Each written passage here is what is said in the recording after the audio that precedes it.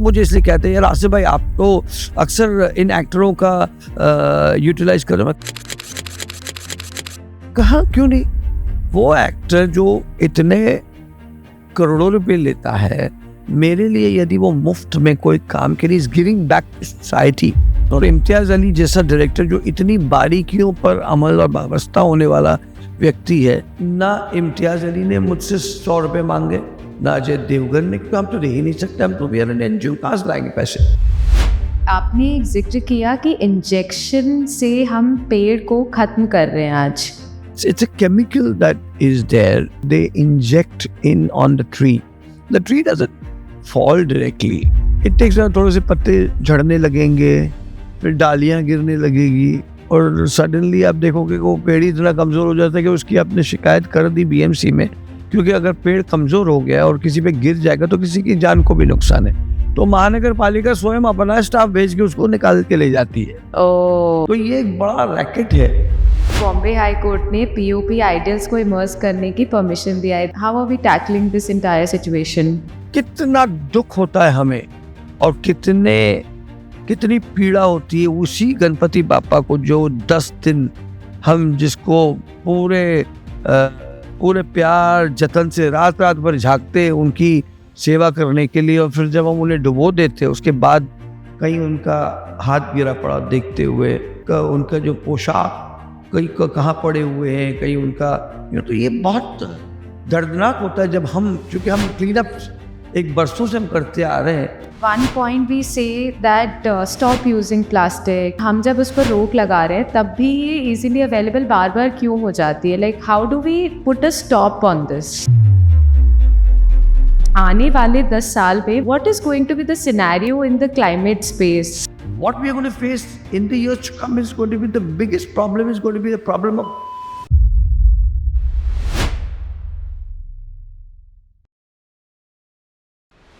Sir, हम आपकी journey से इतने इंस्पायर हैं। You have done such a wonderful job protecting the environment, and how your journey started from humble beginnings and now where you are, what you are doing, it's quite inspiring. आज Bhamla foundation किस तरीके से environment के ऊपर बहुत ज़्यादा information share कर रही है, लोगों को अवेयर कर रही है पिछले 20 सालों से। जैसे मैं ऑब्जर्व करती हूँ आसपास लोगों के, इम्पैक्ट डायरेक्टली किसी चीज़ का जब नहीं हो रहा होता है ना, तो हम चेंज नहीं होते हैं। For example when pandemic happened, उस टाइम पर एक डेथ और सर्वाइवल वाला सिनेरियो हो गया था, so we started wearing mask, we kept distance. But आज जब क्लाइमेट चेंज रियल है बट लोग उसे सीरियसली नहीं ले रहे, बिकॉज कहीं ना कहीं लोगों को लगता है कि हमें डायरेक्टली इम्पैक्ट नहीं कर रहा है, और लोगों को ये भी लगता है कि अरे ये मेरी ड्यूटी नहीं है, ये तो ऑर्गेनाइजेशंस हैं या गवर्नमेंट है, ये उनकी रिस्पॉन्सिबिलिटी है। तो आज के आने वाले 10 साल में what is going to be the scenario in the climate space? Thank you so much, firstly, for inviting me to this podcast. I have normally avoided podcasts as much till now, except for one that was referred by my own college by an intern, and put crossed by my principal, so I did one. By the way, there are many big names also, much bigger names also, but then I said उनके पास तो वैसे ही बहुत सारे लोग हैं, तो हमें ऐसे पॉडकास्ट को सपोर्ट करना चाहिए जो which is upcoming, and I felt that the content that you all have put up has got a lot of validity to it and a lot of authenticity, so that's why I proposed. So thank you so much having deemed fit me to be part of this podcast here. So a very interesting question that you asked me is that कि हमें ये पर्यावरण हमारे धरोहरों ने दिया है। हमारे धरोहर ने इसको ऐसा रखा था कि इतना प्योरिटी के साथ हमने we've all breathed fresh air, we've lived in a non-pollution atmosphere, हमने साफ पानी पिया है, मतलब and आज आप देखोगे तो नलों के भी पानी में से कभी-कभी you see so much of contamination and all of that. तो हमें हमारे पूर्वजों ने ये पर्यावरण बहुत सुंदर तरीके से दिया है। सबसे बड़ा प्रश्न चिन्ह ये आता है कि क्या हम ये आगे आने वाली पीढ़ी को हम दे पाएंगे? तो नहीं, और ये चिंता उनको सताती है, और वो चूंकि चिंतित है, इसलिए अगर आप देखोगे तो जितनी भी पर्यावरण संबंधित एक्टिविटीज एक्टिविज्म बड़ा है, ये तरुण और नव युवकों में जिन्हें हम कहते हैं मिलेनियल्स, उनमें ज्यादा है, क्योंकि उनमें एक भय है. But again there is a sense of entitlement. वो कहते हैं ना, भय बिना प्रीत न होए. राइट. आप यही चीज आप दूसरे देशों में जाते हो, हम कितने डिसिप्लिन से रहते हैं. हम गाड़ी खोल के कचरा नहीं फेंकते, बार हम थूकते नहीं है. We don't even spit. But when we are in our own country, we don't want to live in that whole space. And this is one aspect of it. What we are going to face in the years to come is going to be the biggest problem, is going to be the problem of water. जल जो है वो एक बहुत बड़ा प्रश्न होगा, because there is scarcity of water. And we use it like any man's business. आज हम लोग ये एक संकल्पना हमारे फाउंडेशन के थ्रू, क्योंकि हर राज्य में हमारे चार्टर्स है, हम रेन वाटर हार्वेस्टिंग पर इतना इंसिस्टेंस कर रहे हैं. हमने कैंपेन्स लिया है, हमने नेचुरल रेन्स जो आ रही हैं, we can store this water which is being wasted and drained off, but we aren't doing that. तो जैसे कि आप ही ने कहा ना कि ये मेरा मसला थोड़ी है, तो जिसका है वो देखेंगे, सरकार है वो देखेगी, उसको हर व्यक्ति दूसरे को पिन पॉइंट करता है. लेकिन every individual has to himself. Now why we coming into eco vehicle system now? The pollution is biggest problem. आप दिल्ली को देखिए कितना खराब, और मुंबई भी कोई बहुत अलग नहीं है. आप अगर देखो कंस्ट्रक्शन में भी आप देखो, ऑफ कोर्स देखिए डेवलपमेंट भी अगेन एक बहुत अहम हिस्सा है, क्योंकि अभी जैसे मेट्रो रेल, मैंने उस पर बहुत, हमने हमारी फाउंडेशन एक बहुत बड़ा उसमें तभी विरोध प्रदर्शन तब दर्शाया था आरे को लेके भी. लेकिन अब देखिए कि अगर वो नहीं बनता, ठीक है, मैं उसके हक में नहीं हूं, लेकिन परिस्थितियों के हिसाब से थोड़ा सा परिवर्तन ज़हनियत में भी होना चाहिए. So with metro coming there, the carbon footprint का जो reduction hai, is also an equally important role that has been played. So now there is a substitution, and that is what? That in case for larger interests of development, if you're doing, हमें बेदर्दी से का भी एक role अदा करना है, तो फिर हम उसके एवज में हमने अगर एक्स ट्रीज का एक्सप्लोरेशन किया है फॉर डेवलपमेंट पर्पस, तो उसका हम वाई रेम्यूनरेशन भी करें, जो सरकार कर रही है, ऐसा मेरा मानना है. ये भी एक जरूरी चीज है. तो एज एन एक्टिविज्म, मैं भी चूंकि एक्टिविस्ट भी रहा हूँ, तो मुझे भी अच्छा लगता है झंडे लेकर एक चीज पर हु हल्ला करना, जोर शोर से मनाना, लेकिन उसका भी एक पॉजिटिव इम्पैक्ट भी है. बट अगेन उसके अलावा अगर आप देखोगे तो रियल एस्टेट में एक बहुत बड़ा मसला आ रहा है, जो मैं देखता हूँ, और हमारे मुंबई शहर में खास तौर पे, because I very closely monitor the tree mapping programs with the BMC. We work very closely with the mahanagarpalika also, and we are very fortunate to have a very passionate municipal commissioner also, who is very, and much Bhushan Gagran, who is very actively pursuing and who's an environmentalist. तो ये जो अब जो developers हैं, अक्सर वो अपने बिल्डिंगें खड़ी करने में, जहाँ जो पुराने 100 साल पुराने झाड़ है, और आजकल क्या हो गया कि सिस्टम जैसे हो गया कि आप उन्हें इंजेक्शन दे दीजिए एंड कुछ केमिकल्स डाल दीजिए रात के अंधेरे में, and then you see that slowly the tree dies its own natural death. Right. इस पर एक बहुत बड़ी मुहिम छेड़ने का वक्त आया है, जो मैं अगले कुछ दिनों में मैं आदरणीय मुख्यमंत्री से भी मिलने वाला हूँ. And we have a very passionate environment minister also in Pankaja Munde. I've already discussed this with my guardian minister, Mr. Ashish Sharaju. Plus small things in life, आप रोजमर्रा की जिंदगी में अगर आप देखें, हम इलेक्ट्रिसिटी को ही आप ले लो, the wastage that we do, लेकिन बच्चे कॉन्शियस हो गए कि dad we should shut the AC. There is a term among millennials called eco anxiety. Yeah. और उनको ऐसा लगता है कि हमारा एनवायरनमेंट नेगेटिवली इम्पैक्ट कर रहा है डेली बेसिस पर. In fact they also believe that उनका मेंटल हेल्थ भी इफेक्ट हो रहा है इस वजह से. आपने एक जिक्र किया कि इंजेक्शन से हम पेड़ को खत्म कर रहे हैं आज, तो इसके बारे में मुझे थोड़ा और आप अगर लेमन लैंग्वेज में बता सकते हैं. It's a chemical that is there, which is, of course, somebody must be making that, or whoever. I'm not aware about that, the source of that. वरना तो अब तक मैं ही खुद उस पर कार्रवाई करता ही कि कहाँ से, how does it germinate and how does it come out. So this per se chemical they inject in on the tree. वो कहते हैं ना स्लो पॉइजन जिसे कहते हैं हमारी भाषा में, इंजेक्ट कर देते हैं and then the tree doesn't fall directly. It takes, थोड़े से पत्ते झड़ने लगेंगे, फिर डालियां गिरने लगेगी और सडनली आप देखोगे कि वो पेड़ ही इतना कमजोर हो जाता है कि उसकी आपने शिकायत कर दी बीएमसी में, क्योंकि अगर पेड़ कमजोर हो गया और किसी पे गिर जाएगा तो किसी की जान को भी नुकसान है. तो महानगर पालिका स्वयं अपना स्टाफ भेज के उसको निकाल के ले जाती है. तो ये एक बड़ा रैकेट है. ऑफकोर्स मैं इसमें नगर पालिका को दोष नहीं देता हूँ. अगर उन्हें ऐसी कोई शिकायत मिल रही जिससे किसी की जान को खतरा, तो उन्हें एक्ट करना पड़ेगा. That's the rule.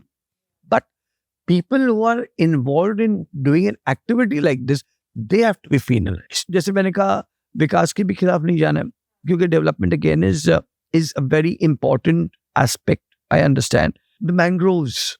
हमने मैंग्रोव्स की बहुत बड़ी लड़ाई लड़ी, वॉक फॉर द मैंग्रोव्स में भी. अब उस पर भी कहीं एक डिबेट है कि कुछ मैंग्रोव्स को in the interest of development हटाया जा रहा है. वो भी एक विवादित प्रश्न है. लेकिन अगेन जैसे मैंने कहा कि अगर इन लार्जर इंटरेस्ट डेवलपमेंट और if the government is forced, no choice, then again it does take a call and then we have to also buy. But ये प्राइवेट जो डेवलपर्स हैं, ये अपने जाती वफाद के लिए कहीं कहीं जो पुराने पेड़ है जो बहुत जरूरी है हमारे लिए. आज तो एक्टिविज्म हमारा इतना बड़ा हुआ और ऊपर वाले के कर्म से हमारे खुद के इतने एक्टिविस्ट स्ट्रांग है कि अगर कुछ नजर ऐसा है तो हम तुरंत प्रेस करते, पुलिस स्टेशन में जाकर 100-200 लोग लेंगे, एफआईआर लीजिए आप against whoever has done this, be it a developer, be it an individual or anybody, take an FIR against him. Because एक पेड़ को उखाड़ना एक जानलेवा ही है, because that's what's giving oxygen to all of us, So that is an issue. इस पर भी again एक जांच के लिए एक टीम नगर पालिका को डिप्यूट करनी चाहिए कि अगर इतना पुराना झाड़, एक 50 साल पुराना झाड़, मतलब कितना मजबूत झाड़ होता है, उससे कितना हमें ऑक्सीजन का फायदा होता है और उसमें हमें और आने वाली कितनी नस्लों को. मैं तो एक झाड़ की बात करता हूँ, कई झाड़ों की बात होती है. सो इस किस्म की टेक्निकल चीजें हैं और इस पर अगेन एक सुदृढ़ चर्चा होनी चाहिए और अगेन नगर पालिका के साथ बैठकर पर्यावरण से संबंधित लोगों को इस पर कुछ करना चाहिए. तो कोई और तो करेगा ही, लेकिन हम जरूर अब इस पर भी नजर करेंगे अपनी. Sir, as we are speaking about real estate, मुझे एक चीज जाननी है कि scenario is like this in the climate space कि बॉम्बे में सी लेवल बढ़ सकता है आने वाले सालों में. तो क्या अगर किसी को बॉम्बे में प्रॉपर्टी लेनी है, इज इट एडवाइजेबल कि प्रॉपर्टी ले यहाँ पर because of the situation which is going on? You see, Bombay, real estate and property is always on the line. It's never going to change. The demographics will never change. आज आप देखो तो सबसे ज्यादा real estate construction अगर आप देखो तो इस शहर में हो रहा है. Of course, the rules have also been relaxed, as in clearances भी थोड़े से जल्दी फास्ट ट्रैक पर हो रहे हैं and all that. So real estate in the city will always be. अब इतना होने के बाद भी कई लोगों को लगता था यार थोड़ा तो भाव कम होगा, लेकिन कोई भाव कम हो नहीं रहा. आज हमारे ही बांद्रा में बोलिए, जो टॉप बिल्डर्स है, जो ए लिस्टर के बिल्डर्स आज भी लाख रुपए फुट पर बेच रहे हैं और आज जमीन जा रही है. और मुंबई ऐसा शहर है, हर इंसान को पसंद है, हर इंसान का एक ख्वाब रहता है वो सर वो it is a land of opportunity, a city of dreams in any ways. So anyone from anywhere of the globe would love to come and settle in a place like Mumbai. So I don't see any issues with that happening, at least. In between, you mentioned that people are now switching to EV cars, electric vehicles. And अगर मुझे आज choose करना है कि मैं EV लेना चाहती हूँ या मैं फ्यूल कार लेना चाहती हूँ, and there is a big debate which is going on between EV and fuel cars. But do you think simply adding the cars, even if it's electric, will solve the pollution or climate objectives that we have? देखिए, किसी एक चीज से कोई बहुत बड़ा फर्क होता है ऐसा मैं नहीं मानता. लेकिन ऑफ कोर्स अभी आपने कई सारी चीजें जैसे ईवी व्हीकल्स हो गए, आपके सोलर पैनलिंग्स हो गए, रिफ्यूज रीयूज रिसाइकल, ये जो मंत्र हमारा है, छोटी छोटी चीजों से कई चीजें होती ना। अब ये तो नहीं कि इलेक्ट्रिकल व्हीकल्स आ गए तो पोल्यूशन खत्म होगा, ऐसी तो कोई बात हो नहीं सकती। लेकिन जर्रे जर्रे से हम ये बेहतर ही हो रहा है ना। अब अगेन उस पर भी एक दूसरी बहस भी है, ईवी चार्जिंग स्टेशंस को बनाना बहुत जरूरी है, जो मुझे लगता है वो भी राज्य सरकार कर रही होगी, ऐसा मेरा मानना है। Because I know for a fact that Devendra Fadnavis ji जो हमारे मुख्यमंत्री हैं, he is very passionate on this. अभी तो इनफैक्ट मैं अभी एक सप्ताह पहले देखा, उन्होंने स्वयं टेस्ला का उद्घाटन किया, खुद ड्राइव किया उन्होंने। तो ही walks and talks on this, so it does reduce your carbon footprint. ऐसे कई उदाहरण हैं। अभी आपने मेट्रो रेल शुरू किया, अब हमने देखा कई सारे बहुत सुशिक्षित लोग जो काफी साहिबे माल लोग हैं, जो एक घर में 4 गाड़ियां लेकर घर से निकलते थे, आज कई सारे लोग मेट्रो रेल से ट्रैवल कर रहे हैं।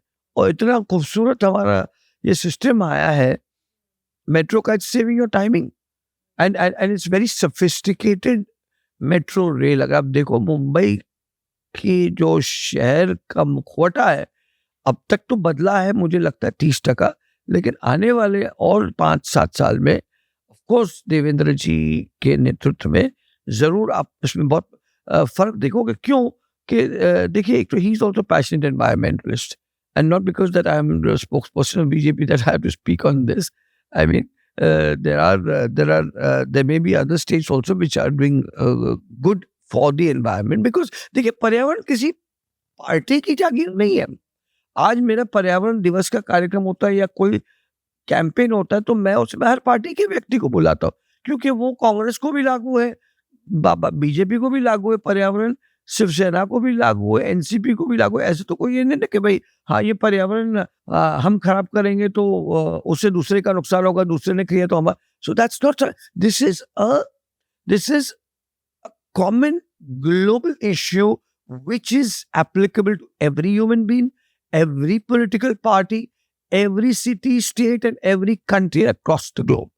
यही एक वाहिद मुद्दा है जो सर्वोपरि है और सबकी एक राय है। आज ये देखिए बड़े बड़े जो समिट्स हो रहे हैं ग्लोबल लेवल पर, we all world leaders are talking about it, and of course in that we have our honourable prime minister who is the most steadfast because he walks the talk on environment. अभी आपने देखा होगा एक पेड़ माँ के नाम, ये एक विचार है। ये नहीं कि भाई वो एक पेड़ लगा दिया तो उससे कोई पर्यावरण हरित पर्यावरण हो जाएगा या सुंदर हो जाएगा, बट एक विचार है, एक संकल्पना है जो हम देकर एक ख्याल आपके मन में एक सीरियसनेस डालने की कोशिश कर रहे हैं, जिससे कि हमें लगे कि नहीं हमें ये करना चाहिए, यू नो। और आज मैं अक्सर देखता हूँ कि कई सारे लोग जो है अपने माता पिता जो नहीं रहे उनके नाम पे एक पेड़ डाल देते हैं। उनका मतलब उनके जो दिन होते हैं, उनके पुण्यतिथि होती है, किसी के बच्चे का जन्मदिन हो गया तो आजकल एक नया फैशन बना है।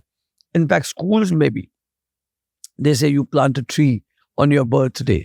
It's a combined effort towards the objective to neutralize and zero carbon wastage is what is my mindset, and that's what everybody is doing its bit in that, or every small act also counts, and that's what I believe. Quite wonderful to understand how you started, and so can you take us through your journey, how you started, कैसे आप बचपन में cassette cell करके आज जो आप जहाँ तक पहुँचे हैं। So please take us through your journey. Tell us how has it been like? So as far as my journey is concerned, of course, being a Bandra boy, I'm not a boy anymore, but I still consider myself a Bandra boy because Bandra has been a nostalgia for me, and we all grew up in that ecosystem, you see. And anyone who's been a part of Bandra, who's lived in Bandra, always thinks himself to be, someone and somebody, चाहे वो मामूली सा व्यक्ति क्यों ना। और जो कि मैं एक बहुत ही साधारण परिवार से आ रहा था, I was coming from a humble background, as in a family which did not believe much कि भाई पढ़ना लिखना बहुत ज़्यादा ज़रूरी है, because हमारे मुस्लिम फैमिलीज एंड कल्चर्स में ये पढ़ाई लिखाई की इतनी अहमियत उस ज़माने में नहीं थी, आज की बात और आज का दौरा लगे। तो मेरे वालिद साहब कहा करते थे, बेटा हमारे घर में भी about 8 brothers and sisters, so everybody 5th and 7th was the highest when people studied. So I fortunately did the 10th. And when I crossed the 10th, my father said, you're educated now. Now it's high time you take up a job where किसी दुकान पर नौकरी कर लो और खुद मुख्तार बन जाओ। तो आई सेड, डैड मुझे तो पढ़ना है। तो उन्होंने कहा, बेटा आपको पढ़ना है, मुझे आपको पढ़ाना नहीं है। अगर तुम्हें पढ़ना है तो तुम्हें जद्दोजहद करनी पड़ेगी, So I said, I'm okay with that. And then that's where I started, delivering. उस ज़माने में वीडियो कैसेट्स, बड़ी वीडियो के डब्बे हुआ करते थे, सो ब्लैक कैसेट्स हुआ करती थी उसे, तो मैं वो कैसेट्स किसी कैसेट की दुकान से लिया करता था 8 रुपए में, और 10 रुपए में आई शू go deliver that home to home, and I शू on 2 rupees on a video cassette. हर कैसेट में हम जो 2 रुपये बचता था, तो हम दिन में समझिए 15-20 कैसेट से मैं साइकिल पर जाता था डिलीवर करने। So that's where I began more. तब उस ज़माने से मेरा फिल्मी राफ्ता रहा है। तब ये जैकी श्रॉफ हो, दिलीप साहब क्या हो, दत्त साहब क्या हो, मैं कैसेट्स दिया करता था, क्योंकि तब ये बहुत ही बड़े अजीम फनकार हुआ करते थे। और कभी कैसेट डिलीवरी करने जाओ तो कभी उनसे राफ्ता कायम हो जाता था, करे बेटा तुम क्या कर रहे हो इस उम्र में, ये क्या काम कर रहे हो, साइकिलों पे जा रहे हो and all that. Sometimes I used to go to Jackie Shroff's house at La Papillon building. I remember 15 floors, कभी लिफ्ट ऑफ हो जाती थी, तो I used to climb up those stairs to earn that 2 rupees to die like actors like Jackie and all. I'm very happy to say this openly because it's fine, because these have all been people who've been my support system. And Jackie used to tell me, "Bidu, तू ये इतना सब क्यों कर रहा है यार? What are your fees? I'll give you." तो मैं I should tell Jackie, दादा हाथ पैर चल रहे हैं ना, तो मेहनत से इज्जत की रोटी कमा रहे हैं। No, I'll fund your whole fee because he was a superstar. Ram Lakhan was released that time. Hero से उनसे बड़ा तो कोई स्टार था ही नहीं तभी। नौशाद साहब हुआ करते थे कार्ट रोड में, उनके यहाँ मैं कैसेट दिया करता था। मजरूर साहब के यहाँ दिया करता। सलमान के यहाँ used to deliver. His mother Salman aunty was always very kind, and मैं जब भी जाऊँ वहाँ कैसेट डिलीवरी करने, अक्सर कहा करती थी कि बेटा बिरयानी ज़रूर खा के जा रहा हूँ। क्या खाना तो ख़ानदान का खाना तो बड़ा मशहूर हुआ करता था।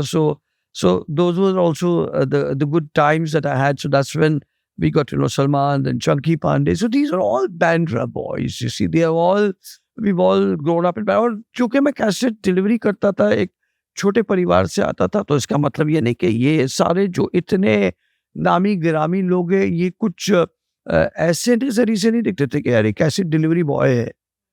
मतलब मैं उनके घर में जाऊं, उनके साथ खाऊं, उनके साथ ट्रायल्स पे जाऊं, प्रीमियर्स पर जाऊं, बिकॉज दे न्यू कि this boy is doing this because इसमें एक जज्बा है पढ़ने लिखने का, और खूब मेहनत से वो अपनी पढ़ाई कर रहे हैं और जद्दोजहद कर रहा है इन हालात। So that is a good thing, and I think I always tell when I called for lot of these motivational speeches to colleges के बच्चों को, ये आजकल तो सबको सब कुछ मिलता है। मेरे खुद की 2 बेटियां हैं, उन्हें ऊपर वाले ने सब कुछ नवाजा। So I always tell my children that you know what, I am a son of a very average and middle class father, or maybe even I can say from a poor family, but you all are blessed and lucky to be born in a well-off family, So so that's how it is, life is. So it's got a lot of tops and turns, and finally हम महसूस करते हैं एक संकल्पना, एक ख्वाब जो देखा था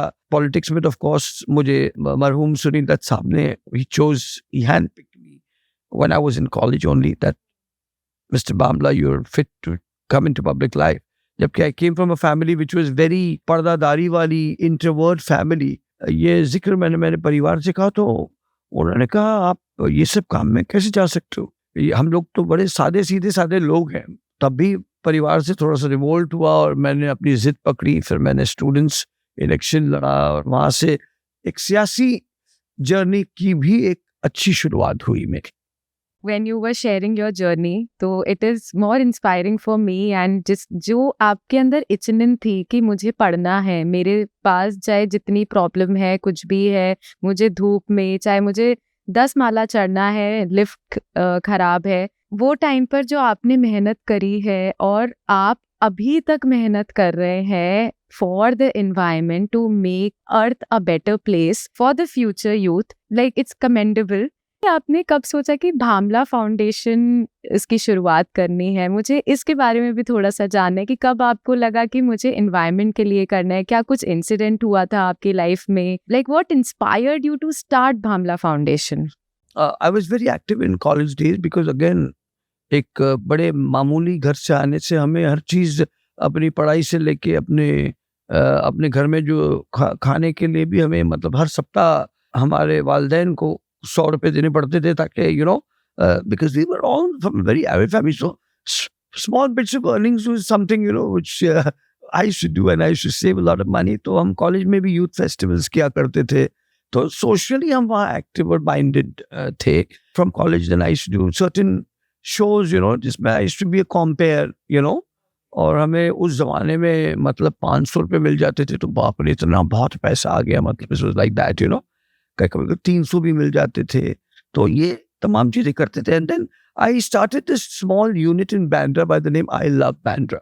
Okay. So I Love Bandra was just a thought कि every Bandraite would love to be a part of this because जैसे आज देशभक्ति का एक विजन है जो हमारे देश के प्रधानमंत्री आदरणीय नरेंद्र मोदी जी ने बहुत जागरूकता से लोगों में लाया, लेकिन बैंड्रा के प्रति जो बैंड्राइज्म था ना, बैंड्राइट के अंदर जो जहनियत थी वो हमेशा से वाबस्ता थी.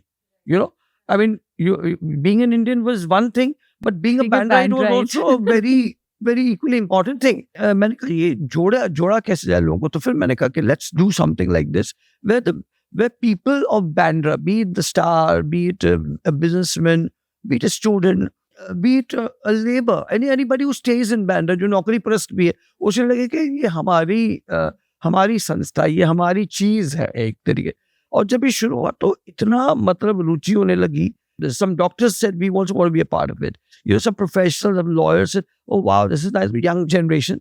And then it became a huge movement. Then lots of people came. Subhash Ghai was staying in Bandra. तो फिर हमने क्या किया, हमने कुछ 15 नामी ग्रामी लोगों को बांद्रा के जो थे, सिर्फ Bandra means not just Bandra खार सांता क्रूज को बांद्रा माना जाता है, वो सिर्फ बांद्रा तक ही सीमित नहीं रहता है, बट ये एक यूनिट है, एक विधानसभा है. मुझे याद है उस टाइम पे मैं नेम सिक पेट्रन्स के लिए नाम बोलते ना, ऐड करो तो थोड़ा सी आपका बार बढ़ जाता है कि अरे ये भी इसमें शामिल है. So we made a nice brochure and उसमें मैंने कुछ 15 लोगों का मैंने नाम तकसीम किया. ऑफ कोर्स सबसे जाके इजाजत ली, मैंने नौशाद साहब से कहा, मैंने कहा सर आपका नाम हम डालना चाह रहे हैं as a patron of I love Bandra. अरे बोले बांद्रा का है तो हमें तो डालिए आप. फिर दत्त साहब को जाके मैंने कहा, तो दत्त साहब तो हमारे दत्त साहब ही थे, अरे ये तो बांद्रा का है यार, ये तो बहुत बढ़िया बात है, हम तो बांद्रा में रहते तो ये तो फख्र की बात है, I would like to be a part of it. मैं कहा sir how nice, I mean Dutt साहब ने जहाँ हाँ कर दिया तो फिर वैसे सब चीज़ें उसमें बनने लगी. और ये कोई पार्टी से सीमित था ही नहीं. It was and even now even Bhamla foundation from where it's reached, it's not confined to a party. I've kept my party and politics on one's face and the foundation separately. कई सारे लोग उसमें जुड़ते चले गए. There was one very popular doctor, Dilip Galvankar. He was part of it. So उसमें doctors हो गए, लॉयर्स हो गए, इस किस्म के हमने 15 लोगों की सूची बनाई और फिर हमने नवरात्रि शुरू किए. सो उसमें हमने फिल्म पे नवरात्रि पहली बार स्टार्ट किया, जो कभी किसी ख्वाब ख्याल में न था. तो उस टाइम पे आमिर वाज द बैंड्राइट और आमिर की क़यामत से क़यामत रिलीज हुई थी and Raja Hindustani was super hit. So I went to Aamir Khan and said, Aamir यार can we do Raja Hindustani dandiya? और Aamir was always a very enthusiastic man. So ya I love to do it, why not. And खारजिम खाना में तो हमारे ग्रुप आई लव बैंड्रा के सारे हमारे कैडर्स एंड वॉलंटियर्स इतने हो गए कि हम लई लगाकर पोस्टरें लगाते थे रोडों पर. जो हम आज सफाई की बात करते हैं, हम खुद ही गंदगी कभी किया करते थे रोडों पर जाकर, पोस्टर लगा रात भर जाग कर कितने बनाए हमने 500 पोस्टर्स प्रिंट कराया उसमें. तभी वो फोटोग्राफ्स वगैरह तो होते नहीं थे because technology was the very feudal sort. तो वो लगाते थे, कपड़े के बैनर्स होते थे तो हम वो लगाते थे। एंड देन नवरात्रि हमने शुरू किया। एंड आमिर से कहा था, आमिर ने कहा कि यार I love to be a part of that, but Aamir so professional, he said यार मैं करूंगा तो उसमें राजा हिंदुस्तानी में तो डांडिया में तो ड्रम्स होता है, तो मैं चाहूंगा कि मैं आऊं तो मैं ड्रम्स भी खेलूं। बोला, सर छोड़ दीजिए, आप आइए, just come as a guest and you Aamir Khan, that's it, you don't need to play a drum और अ बाजा और anything. No, but if I'm coming, then I will come with a proper preparation क्योंकि Navratri is on the beats. So he said, तो आपका band कौन सा है? कहा, मैंने कहा सर वो तो कहा मलाड में जाकर है बैंड, आप छोड़िए ये सब। वो और हमारे तो छोटे मोटे सस्ते बैंड होते थे, इतना भी कौन अफोर्ड। उस टाइम पे 15,000 रुपए बैंड वाले को दिया, was an over budgeted thing with sound and everything. तो मुझे कह रहा है सर मैं जाके 2-3 दिन रिहर्स कर लूंगा। मैं कहा सर देखिए, आप में हिम्मत होगी वहां जाने के लिए, रिहर्स करने की, मेरे पास उतनी क्षमता नहीं है। I told my team you guys go with and he is so professional that man Aamir Khan that he learn to play the drum. और जब हमने राजा हिंदुस्तानी के डांडिये किए तो खुद ड्रम प्ले कर रहा था। आज भी तस्वीरें, वीडियो, सारी चीजें हमारे पास है। उस टाइम पे तो ना यूट्यूब था, ना कोई ऐसा कोई डिजिटल मीडिया था, ना कुछ। जब वहां से शुरू होते होते then of course social organization से शुरू हुआ। कुल मिलाकर हम दिवाली मिलन करते थे, ईद मिलन किया करते थे, ताकि लोगों को जोड़ने का, एक यकजहती का एक मैसेज लोगों में देने के लिए, एकता का हम मैसेज देने के लिए। So we should keep doing such social programs and doing all of that, it transformed. And फिर हमारी भी थोड़ी सी लोग मुझे जानने लगे, अरे यार ये आसिफ मामला है। तब तक मैं कॉलेज पढ़ाई मेरी खत्म हो गई थी। And then I started making some money, also some good money. तभी भी पर्यावरण का हालात ऐसा कुछ था नहीं, लेकिन I was going through some books, जहाँ पर अभी जैसे आज कैसे हम सबको पता है कि ये वुमेन्स डे है, ये अर्थ डे है, वर्ल्ड एनवायरनमेंट डे का एक मुझे मैं कुछ किताब में मैंने पढ़ा, मैंने देखा यार ये what is it all about? And then these are normally days and dates that come from the UN and are decided on the global level, and then that's followed by the world. Yeah. So then I went into some scriptures with the United Nations books and studied did a minor bit of network, spoke to a few of my friends who were based in US and all that. So then we got to know कि पर्यावरण से संबंधित, और किसी को पता ही नहीं कि पर्यावरण दिवस होता क्या है। आज आप देखोगे प्रधानमंत्री से लेके एक मामूली आदमी भी पर्यावरण दिवस पर एक अगर कुछ कर नहीं सकता है तो एक ट्वीट तो मारेगा, या तो एक इंस्टाग्राम में वो पोस्ट डालेगा या स्टोरी डालेगा, कुछ नहीं तो वो बेचारा अपने घर के बाहर एक गड्ढा खोद के एक पेड़ लगाते हुए दिखा दे। जब हमने शुरू किया ये, तो मैंने कहा चलो हम एक बनाते हैं। तब पर्यावरण का हाल इतना खराब नहीं था। मतलब you didn't see the glaciers melting, you didn't see this the global warming क्या था, वो something which nobody had ever heard of। Carter Road हमने पहले किया फर्स्ट, तो 500 लोग आए थे तभी, I remember। And then I'd call few film stars also, Arjun Rampal वगैरह सब बैनर में आ जाओ, थोड़ा सा सब हम बात करते हैं, let's make the world a better place environment। And then it started with that। And उस दिन फॉर्चुनेटली, क्योंकि 5 जून को पर्यावरण दिवस होता है, इतनी बरसात गिर गई कि सब भीग कर हम 400-500 लोग आ गए। फिर उसके बाद प्रोग्राम तो हो गए, लेकिन लोग बाद में उसका एक मजाक बना दिया कि यार ये क्या पर्यावरण पर, what are you talking about, I mean this is not something very important, it's just like it was just like an optics, right. So I somehow very embarrassing, because थोड़ा सा प्रोग्राम भी हमारा फ्लॉप हो गया, बरसात ने भी हमारा साथ नहीं दिया, और 5 जून तो वैसे ही होती है बरसातें। देन उसके बाद स्लोली ये पर्यावरण से संबंधित विषय आने लगा। फिर एयर पोल्यूशन एक बहुत बड़ा विषय बन गया, प्लास्टिक पोल्यूशन बहुत बड़ा विषय बन गया। देन बायोडाइवर्सिटी पे एक बहुत बड़ी चर्चा, एक सुदृढ़ चर्चा होने लगी कि we should live in a world where we should coexist with the species and all of that। And then Mumbai शहर नगर पालिका में अगर आपने देखा होगा तो प्लास्टिक की बढ़त बढ़ने लगी। अब हमारे पुरखों ने तो कभी, हमने तो देखा कि हमारी वालिदैन ने जब भी बाजार जाया करते थे तो अपने साथ अपनी कपड़े की थैली लेके जाया करते थे, अपनी एक वो बोतल थर्मस। उस जमाने में हम ये सारा हमने अपने लोगों के साथ देखा, और इतना खूबसूरत सा एक इकोसिस्टम में हम बढ़े हुए, लेकिन वक्त जाने लगा और ये सारी चीजें बदलने लगी. आज तो यहाँ तक कि smiles have also become plastic. Yeah. Forget using plastic bottles. People have started using plastic even on their own bodies. And we are not aware that the plastic that is being used, what is the harm that has been caused to the marine lives. Right. आज हम जो fishes खाते हैं या shrimps खाते हैं, आज वो बेचारे प्लास्टिक ही खा रहे हैं. आप लोगों ने तो पढ़ा होगा कहीं ग्रामीण भागों में जहाँ पर प्लास्टिक फेंका जाता है, बेचारे जो गाय और जो तुम्हारे भैंस है वगैरह, वो बेचारे वो प्लास्टिक खा जा रहे. तो हम उनका people those non vegetarians are consuming that meat also. So it's gone in our system, and then it has become a very big movement. Apparently, हम तो छोटा कहते थे ना, वो कहते ना हिंदी में टुकु रंस बना रहे थे हम अपना, और सडनली देखा तो ये बात बड़ी हो गई, ये विषय सबकी नजर में आने लगा.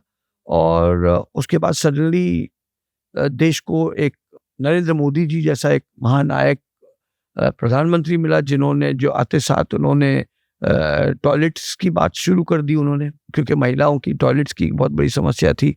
फिर उन्होंने स्वच्छ भारत अभियान स्टार्ट किया.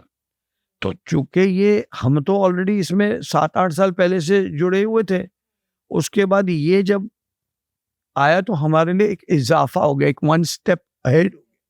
क्योंकि देश का प्रधानमंत्री अगर उस पटल पर जाकर इस विषयों की बात करता है कि पेड़ लगाइए, पौधे लगाइए, साफ सफाई रखिए, अपने आंगन को साफ रखिए, तो हम जैसी जो संस्थाएं हैं जो इतनी फ्रेम में और इतने फोकस में नहीं है, उनकी और लोगों का आकर्षण आ जाता है कि अरे यार, तो इस विषय में तो भावना फाउंडेशन कुछ कर रहा है ना.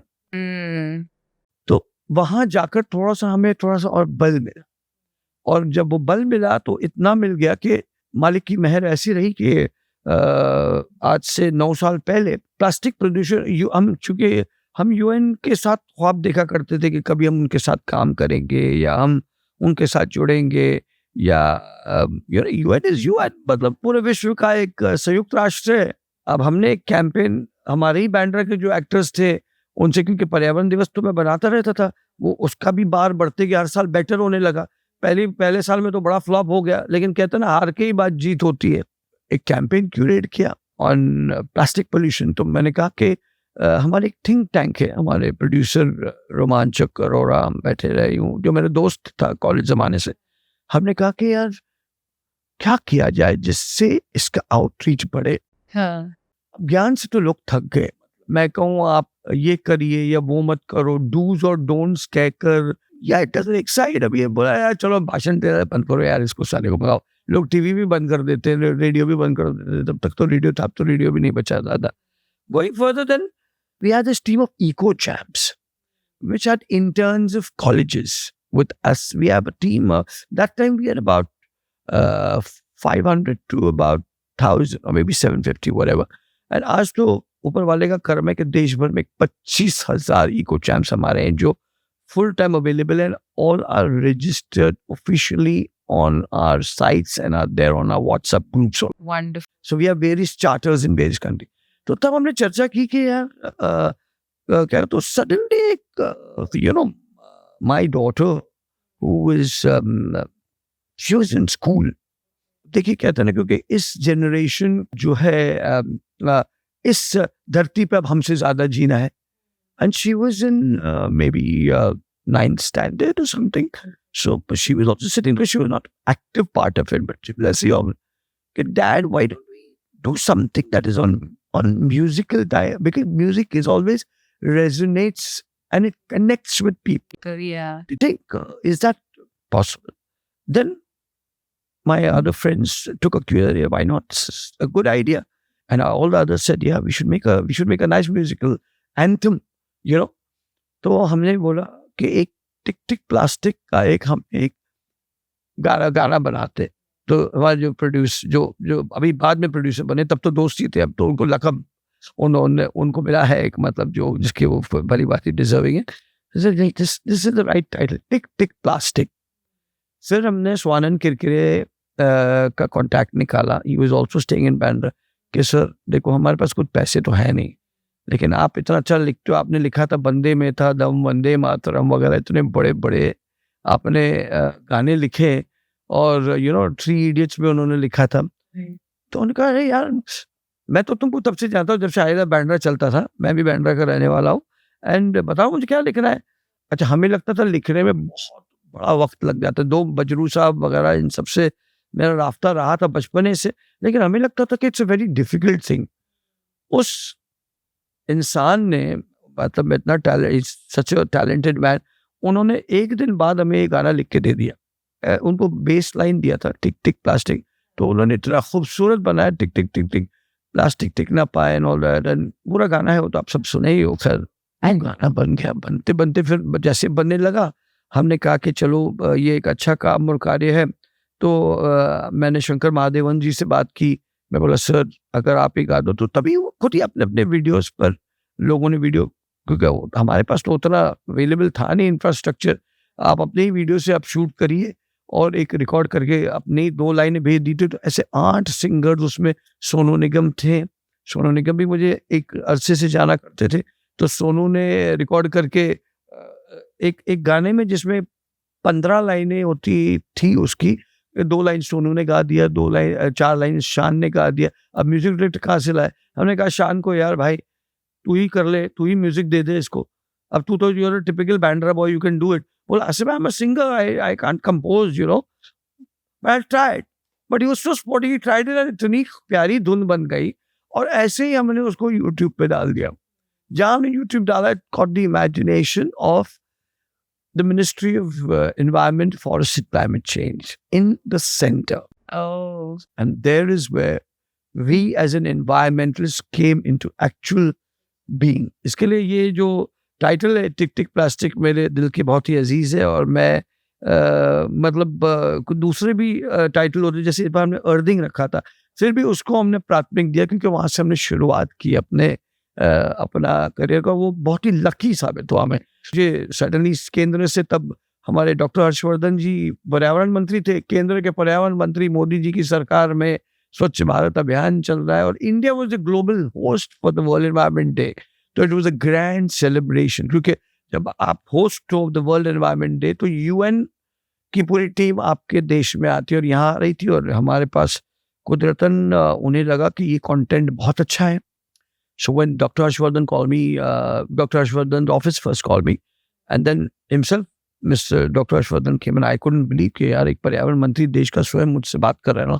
तो उन्होंने कहा कि भावना जी अगर आपको एतराज ना हो तो, क्योंकि उन्हें भी ये था ना कि किसी की चीज़ कॉपीराइटेड होगी ये वो, राइट। कहा कि हम इसे विज्ञान भवन में हम इसे चलाना चाह रहे हैं जागतिक पर्यावरण दिवस के दिन 5 जून पर, तो आपको कोई एतराज तो नहीं है क्योंकि आपकी चीज़ है और ये कॉपीराइटेड है।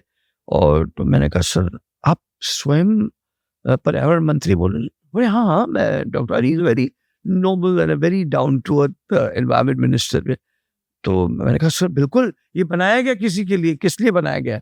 ये बनाया गया ताकि इसका आउटरीच हो, लोगों तक पहुंचेगा, तब तो ये जाके संदेश बन के कैंपेन बनेगा। तो उन्होंने कहा क्या आप आ सकते हो क्या पर्यावरण दिवस पर? मैंने कहा मेरा तो सर 5 जून को खुद होता है, बहुत बड़ा पर्यावरण दिवस, उसी के बल पर तो हम यहाँ तक पहुँचे। तो मैं वो तो मेरी ज़मीन का तो मैं काम छोड़ना मेरे लिए मुनासिब नहीं, लेकिन आपको हम we give you we exchange the document and you can play it at the Vigyan Bhavan. तो मुझे कह रहे हैं आपको पता है ये इसका अनावरण और उस दिन, क्योंकि India is the global host, कौन आने वाला है ये करने के लिए? मैं कहा सर मुझे इल्म नहीं है। कहा देश के प्रधानमंत्री की मौजूदगी में ये चलाया जाएगा। अरे सो तो मैंने कहा सर अगर आपको एतराज ना हो तो एक दिन पहले मैं वहां आ जाऊंगा। तो तब वो वीडियो उन्होंने ऑलरेडी MOEFCC के हैंडल्स पे वो चल गया, and it got the imagination of everybody. I am sure it got the imagination of the honourable PM, तो all the MPs MLAs singers and actors both का एक अच्छा मिक्स है। अगर जिन्होंने नहीं देखा है वो इस पॉडकास्ट के बाद भी यूट्यूब पे टिक टिक प्लास्टिक में जाकर देख सकते हैं। तो मैं गया वहां विज्ञान भवन में 4 जून को, 3 जून को मैं गया, क्योंकि इंडिया में ग्लोबल होस्ट तो 5 दिन का बड़ा एक। और जब मैं गया वहां तो वहां बड़ा सम्मान से हमें विज्ञान भवन में बुलाया गया और हमें फेलिसिटेट करके green crusader award, national green crusader award हमें दिया गया for doing something like this. तो मैंने तो मैं I couldn't believe my eyes and stuff. And विज्ञान भवन इतना बड़ा कैनवस देखकर छोटा सा मामूली सा इंसान जिसने इतना कुछ सोचा नहीं। And that's where the campaign started building up and then everybody use that. सारे एक्टरों ने उसको यूज किया। आज ये परिस्थिति के सारे स्कूल्स के जो कल्चरल फंक्शंस होते हैं सारे बीएमसी में उस जमाने में 3 साल तक मुसलसल इसको मैंडेटरी किया गया टू यूज दिस कैंपेन। सो इस किस्म से ऐसे कैंपेन्स बहुत सारे बने। एयर पोल्यूशन पे बना, हवा आने दे। एंड इस बार हमने अर्दिंग बनाई जिसमें अजय देवगन, शर्वरी वाघ और इम्तियाज अली ने Right, the campaign called Pyasa. प्यासा and अर्दिंग। Earthing. Yes, yes. So, as we are talking about the initiatives and the actions that we are taking to make this globe a better place, I want to understand if an entrepreneur wants to get into the similar space, what are the opportunities for him or her? Entrepreneurs do have to play the most important role. In fact, if you see all the corporates, आज बहुत conscious हो गए. All the hospitality people have played a very conscious role in this. And I really appreciate this. अब मैं ये इसकी credit खुद अपने आप नहीं मैं लेना चाह रहा हूँ। हम ये पहल करके इसकी अवेयरनेस बढ़ा रहे तो लोगों में सोचा नहीं, ऐसे कई सारी संस्थाएं, बट ये कहते हैं ना बोल कर हर इंसान की माइंड को हैमरिंग करते करते। और इसमें देखिए एक बड़ी भूमिका मैं जरूर कहूंगा stars, actors, celebrities, renowned people. मैं यदि कोई बात करूं तो मैं साधारण एक आम आदमी हूं तो कितना इफेक्ट और इम्पैक्ट करेगा सामान्य जनता पर इसका मुझे कोई इल्म नहीं है। लेकिन यदि कोई प्रसिद्धि नाम जैसे आज जैकी श्रॉफ आप देखोगे तो हर जगह पे he has worked with our foundation from the day one. आज 25 साल से वो हमारी संस्था के साथ काम कर रहा है। आई मीन अगर आप मैं कहूँ एक बहुत बड़ा नायक है वो, लेकिन he has even worked with us as being a big star as a volunteer also.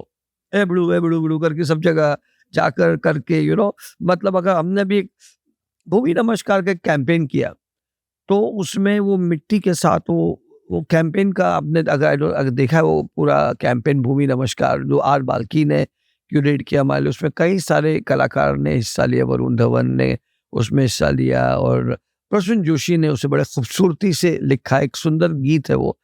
तो उसमें वो मिट्टी में के अंदर हाथ डाल के, अभिषेक बच्चन ने भी अपना लिया, हाथ डाल के पूरा कीचड़ के अंदर से एक पेड़ पौधे को अंदर डाल। तो वो जिस दिलचस्पी से उन्होंने किया, स्टार्स आर रोल मॉडल। आज उन्होंने एक बंडाना पहन लिया तो वो एक फैशन बन जाता है। उन्होंने कुछ यहाँ कुछ डाल दिया भाली या कुछ, तो वो भी एक नौजवानों में एक ट्रेंड बन जाता है। सो दे प्ले वेरी मच। अब लोग मुझे इसलिए कहते हैं यार आसिफ भाई आप तो अक्सर इन एक्टरों का यूटिलाइज कर रहे हो। मैं कहा हाँ क्यों नहीं, वो एक्टर जो इतने करोड़ों रुपए लेता है, मेरे लिए यदि वो मुफ्त में कोई काम के लिए giving back to society by removing his time, labor and energy, there are certain star like I would like to of course thank Ajay Devgan because अभी लेटेस्ट कैंपेन हुआ हमारा, हमने अर्दिंग किया जो कैंपेन, उस कैंपेन में अगर आप देखने जाए तो वो महानगर पालिका के साथ था, हमने किया। उसमें हमें पूरे एक दिन का सुबह से रात तक के लिए शूट चाहिए, शूटिंग के लिए वो करना था। और इम्तियाज अली जैसा डायरेक्टर जो इतनी बारीकियों पर अमल और वाबस्ता होने वाला व्यक्ति है, तो इनका मिलन करते हुए ना इम्तियाज अली ने मुझसे 100 रुपए मांगे, ना अजय देवगन ने, क्योंकि हम तो दे ही नहीं सकते, हम तो वी आर एन एनजीओ, कहाँ से लाएंगे पैसे। But we are fortunate that हमारे जो थीम और कॉन्सेप्ट है वो उन्हें पसंद आ रहे हैं and they want to give back to society. So he shot from morning to night, कड़े धूप में भी वो एक इतना बड़ा स्टार, जबकि उसकी अभी वो रेड फिल्म तभी सुपर हिट हुई थी, इतना बड़ा महानायक है। शर्वरी वाघ वॉज पार्ट ऑफ इट। तो ये एक्टर्स अपना वक्त देते हैं और इससे वायरलिटी बढ़ती है। उनके अपने इतने बड़े डिजिटल फॉलोअर्स और फॉलोइंग है, people look at that and they also feel यार अरे शर्वरी वाघ ने ये किया तो मैं भी ऐसे करूंगी, या अजय ने ऐसे किया तो जैसे अभी पिछले में वरुण धवन है तो उसके बड़े चाहने वाले तो उसने ये किया। तो एक्टर्स और रोल मॉडल। अभी हमने इसके साथ साथ एक और सेक्शन है जो आपके मैं चर्चा करना चाह रहा था, was that we worked on non-communicable diseases issue. हमने उसमें बड़ा काम किया। जैसे कोविड में हमें ऑफ कोर्स राष्ट्रपति पुरस्कार मिला है, उसमें राज्यपाल से वगैरह कई हमने उसमें we had more than 500-700 days. 12वीं को हमने अडॉप्ट किया था वो क्वारंटाइन सेंटर्स वगैरह, तो वो काम हमने वो एक अलग भाग था हमारे, क्योंकि हमारे संस्था में बड़े सारे वर्टिकल्स है, हेल्थ केयर, चिल्ड्रन वेलफेयर जिसमें स्पैस्टिक बच्चे आते हैं, और उसमें एक नॉन कम्युनिकेबल डिजीजेस का भी एक भाग है।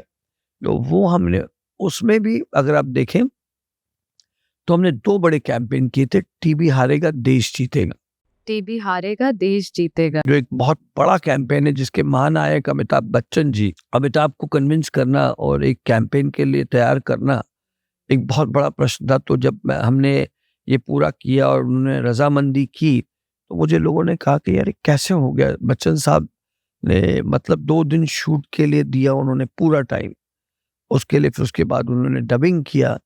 सो एक वो बहुत बड़ा कैंपेन था जो सेंट्रल गवर्नमेंट भी उसको इस्तेमाल किया जिन्होंने, और वो भामला फाउंडेशन का उसमें एक बहुत बड़ा रोल था उस कैंपेन को अंजाम देने के लिए, जिसके लिए हमें भी अवार्ड किया गया था उसके लिए। उसके बाद हमने किया था janbachao.com, that was a campaign against diabetes and hypertension, and for that we managed to get Raju Hirani, and I spoke to reached out to Akshay and कहा, आसिफ भाई तुम्हें तो पता है मैं हर चीज़ के पैसे लेता हूँ, और तुम तो मतलब मुफ्तिया ही काम करवाओगे, मुझे पता है। मैं कहा सर, भगवान ने आपको बहुत कुछ दिया है। तो वो जब भी मुझसे मिलते वो मुझे कहते, मुझसे मजाक करते कि यार आसिफ, हम हमें तो टॉयलेट में भी जाने के लिए पैसे मिल जाते हैं, लेकिन हमें तुम्हारे यहाँ हर कैंपेन के लिए हम अपना वक्त भी देना पड़ता है, अपना सब कुछ, मतलब even to the extent that even for the hair dressing and makeup I am so thankful to all the star, be it Akshay Kumar, be it Ajay Devgn, be it anybody जो लिखते हैं हमारे लिए, जो हमारे संगीत इतनी मेहनत से बेचारे क्योर करते, तो उनका भी हम बड़ा शुक्रगुजार अदा करते हैं कि वो बेचारे अपने जेब खर्च करके हमारे लिए इस काम में वो एक बहुत बड़ी भूमिका निभाते हैं। और साथ में नेताओं को भी, आज आपको इसका इल्म होगा या नहीं, दिल्ली में हम अब गए थे तो 3 बड़े नेताओं ने उसमें, अनुराग ठाकुर ने एक बड़ा कॉन्फ्रेंस रखा जहां हमारा सक्सेस कैंपेन, क्योंकि it's reaching 100 million views earning the campaign of hours, आपने अगर वो देखा होगा। चिराग पासवान जी ने अपने मंत्रालय के कॉन्फ्रेंस रूम में सारे मीडिया को बुलाकर उसके सक्सेस कैंपेन का अनावरण किया। गजेंद्र सिंह चौहान जी ने किया। अब हम राज्यपाल जी से भी एक रिक्वेस्ट की कि भाई आपके भी शुभ हस्ते ये कैंपेन को सुशिक्षित पर्यावरण संबंधी लोगों को बुलाकर दिखाया जाए, तो वो भी आगे होने जाएगा। और हमने ये आग्रह किया है देश के आदरणीय प्रधानमंत्री को कि ये इतना खूबसूरत कैंपेन है, हम उस पर ऑलरेडी उस पर हमारा एक चर्चा चालू है, तो उसे मन की बात में लिया जाए और उसे प्रस्तुत करके उसका उल्लेख करके दिखाया जाए। क्योंकि अगर ये कैंपेन, अगर देश के प्रधानमंत्री कहते हैं, क्योंकि अर्दिंग एक बहुत पुरानी संस्कारिक एक फिलॉसफी रही है जो बहुत लोग किया करते थे, and it's a very good theme and concept, तो अगर वो करेंगे तो मुझे लग रहा है वो भी इज इन प्रोग्रेस। तो कई सारे ऐसे प्रोजेक्ट्स हैं जो भामला फाउंडेशन की जानिब से अभी होने जा रहे हैं, and I am hoping that you all will get a chance to witness all this. Definitely. And congratulations and all the best what you're doing. And I hope that in some or the other way through this podcast, we can reach out to so many people and create awareness on whatever initiatives that Bhamla Foundation has been taking. And on the other hand, sir, I wanted to understand in terms of funds, are we sufficient to meet climate goals और India कहीं ना कहीं lag कर रहा है? अगर आप देखें तो स्वयं प्रधानमंत्री भी इस मंत्रालय को मॉनिटर कर रहे हैं। आप देखें केंद्र में मंत्री भूपेंद्र यादव जी है, अन्य राज्य में अन्य मंत्री है, महाराष्ट्र में ऑफ कोर्स पंकजा जी है। तो एक allocation towards this cause has been given with greater attention. I feel the government of the day for now it's looking very conscious towards this, because this is the world phenomena. And ना उसके अलावा क्या governments के अलावा बहुत सारे CSR जो corporates है, देखिए गवर्नमेंट भी क्या क्या और कितना कर लेगी, हम थोड़ी सारे कॉफर्स खाली कर देंगे, बहुत सारे विषय जिन्हें गवर्नमेंट ने अपनी नजर करनी चाहिए। कॉर्पोरेट्स लोगों ने बहुत बड़ी भूमिका अदा की in terms of supporting causes that they feel are relevant, because they have to in any way offload a CSR। Right. लेकिन बहुत बड़े बड़े कॉर्पोरेट्स लोगों ने एक बहुत बड़ा एलोकेशन रखा है टुवर्ड्स दिस कॉज ओनली, जैसे पहले अन्य कॉजेज में होता था। तो अगर आप देखो तो CSR में लोगों ने 30% अपना जो फंड्स है they reserve for causes like this, because they know this is the need of the hour. And I think somewhere down the line the government of the day is also initiating them and encouraging them and is also giving them a fabulous rebate। जैसे अगर आप देखो, आप EV vehicle की गाड़ी आप जब लेते हो तो आपको रजिस्ट्रेशंस में बड़ी रियायतें दी जाती है, टैक्स में रिबेट्स दिए जाते हैं। तो सरकार एक स्टेटमेंट दे रही है ना आपको, ये करने से एक मैसेज दे रही है कि आप करिए, हम आपके साथ हैं इस कार्य में जो हमारी वसुंधरा को स्वच्छ उज्जवल बनाए, इसके लिए हम आपके साथ हैं। और ये जो आज कॉर्पोरेट भी जो दे रहे हैं वो रिबेट भी तो ले रहे हैं ना गवर्नमेंट से, आज जो फंड जो हमसे दे रहे, they get tax rebate. So it's a joint effort, but the government is definitely I am feeling inclined towards this solution, ऐसा मेरा मानना है। सर, आपने प्लास्टिक पोल्यूशन के खिलाफ सालों से संघर्ष किया है, but at one point we say that stop using plastic or don't use plastic whenever we are going out of the house. Carry a bag. जब हमें पता है कि plastic is not good, then why is it available? और हम जब उस पर रोक लगा रहे हैं तब भी ये easily available बार बार क्यों हो जाती है? Like how do we put a stop on this?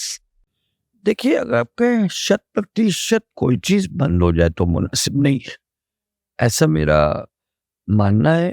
लेकिन अगेन यही जो प्लास्टिक है, जो बायोडिग्रेडेबल जिसे कहते हैं, जो रिसाइक्लेबल है, यदि रिसाइक्लेबल प्लास्टिक बने, because I tell you what the logistics in terms of costings for a product which is of plastic is much cheap. Right.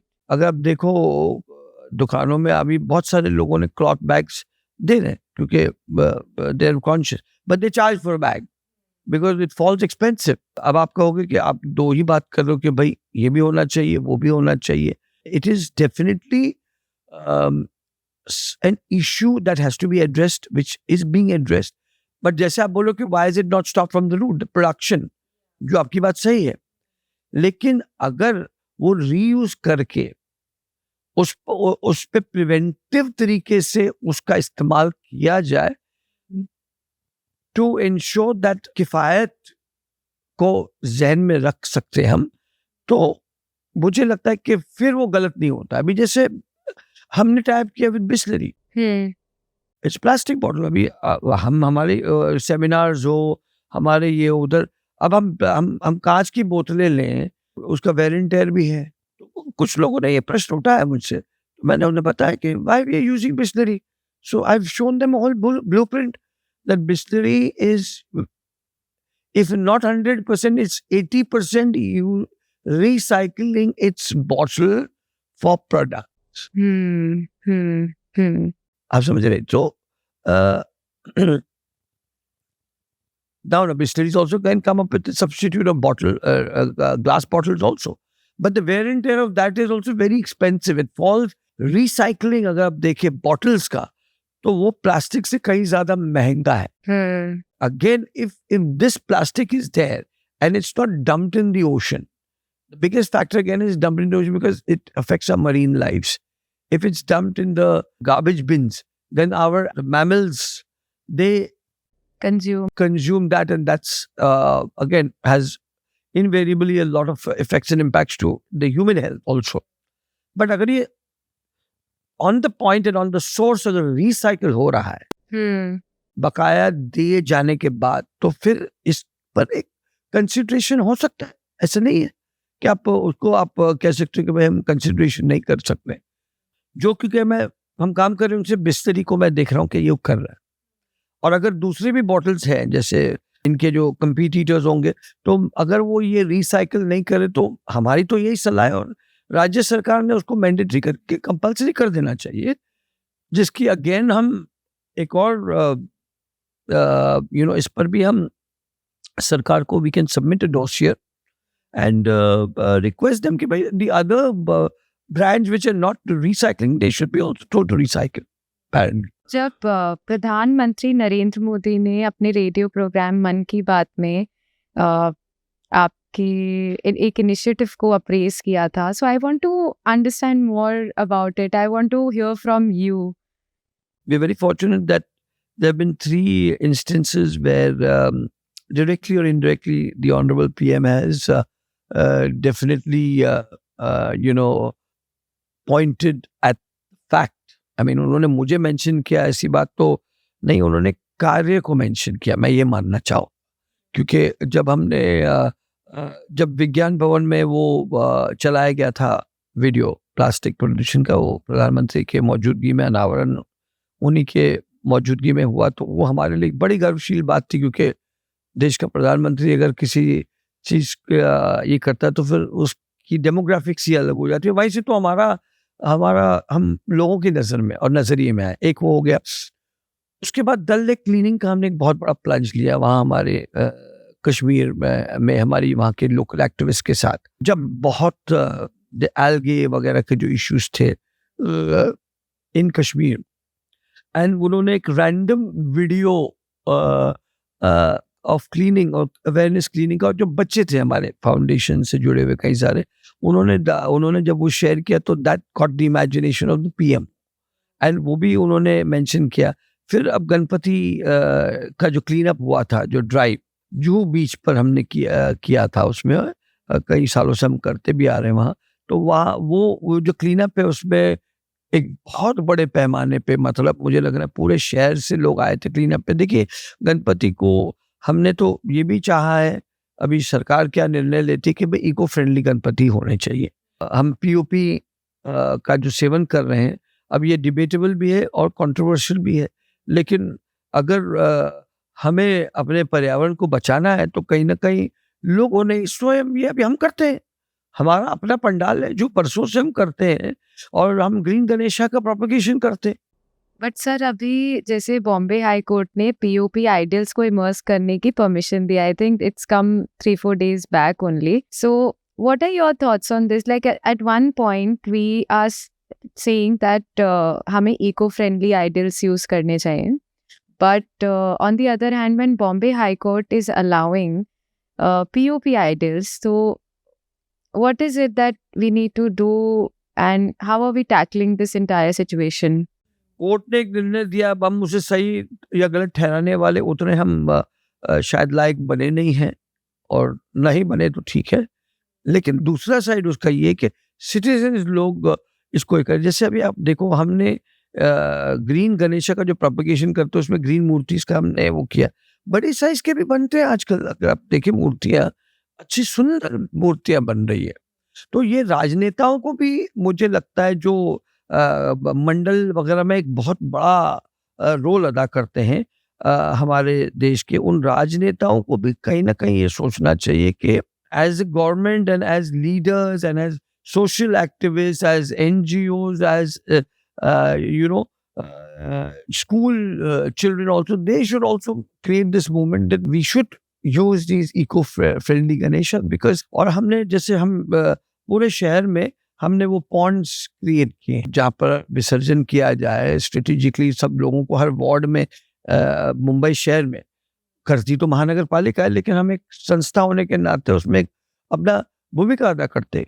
कितना दुख होता है हमें और कितनी पीड़ा होती है उसी गणपति बापा को, जो 10 दिन हम जिसको पूरे प्यार जतन से रात भर झांकते उनकी सेवा करने के लिए, और फिर जब हम उन्हें डुबो देते उसके बाद कहीं उनका हाथ गिरा पड़ा देखते हुए, कहीं उनका कुछ और उनका जो पोशाक कहीं कहाँ पड़े हुए हैं, तो ये बहुत दर्दनाक होता है जब हम, चूंकि हम क्लीन अप एक बरसों से हम करते आ रहे हैं, तो कुछ आप ऐसे ही सेवन करिए, कुछ ऐसी यूटिलिटी करिए उन तत्वों का कि वो इमर्स होने के बाद भी पर्यावरण को हानिकारक ना हो।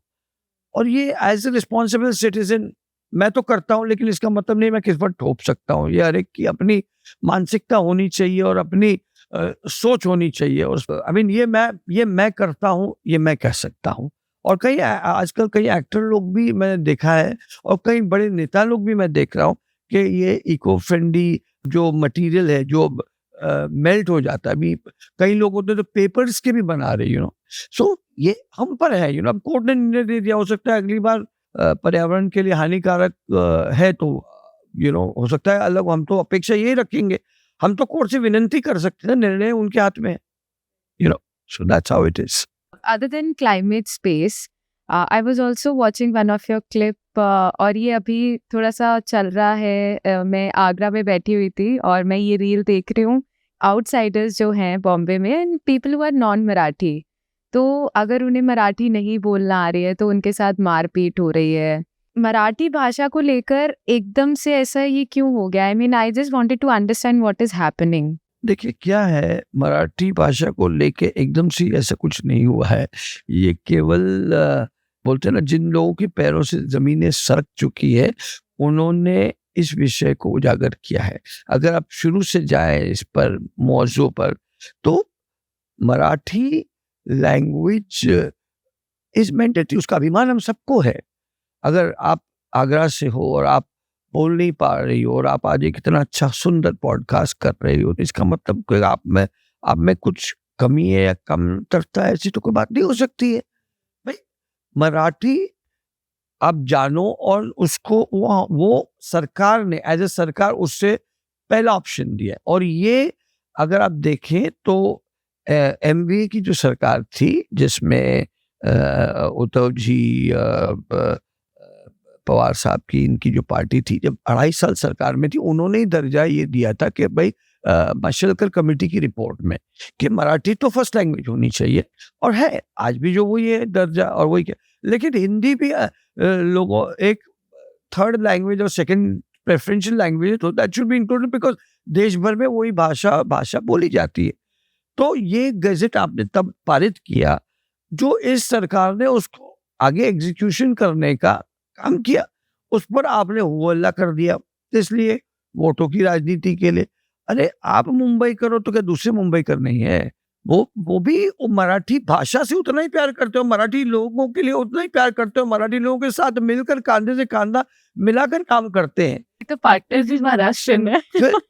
नहीं, वो है ना, आप किसी महाराष्ट्रन उद्योगपति हो, उसके भी घर में अगर ड्राइवर अगर नौकरी कर रहा है, तो अगर वो यूपी से है या बिहार से है या किसी अन्य राज्य और वो नहीं सीख पाया किसी कारणवश, तो क्या आप उसको मारोगे? और आप ये सिर्फ गरीबों पे ही करते हो, उबर ओला वाले लोगों पे? अरे हिम्मत है तो कोई दमदार लोगों से जाके करिए, दिखाएंगे आपको वो क्या है। देवेंद्र फडणवीस जी ने जब भी आपने इशू लिया और तभी उन्होंने कह दिया ठीक है भाई, आपको अगर ऐसा लग रहा है तो यही सही।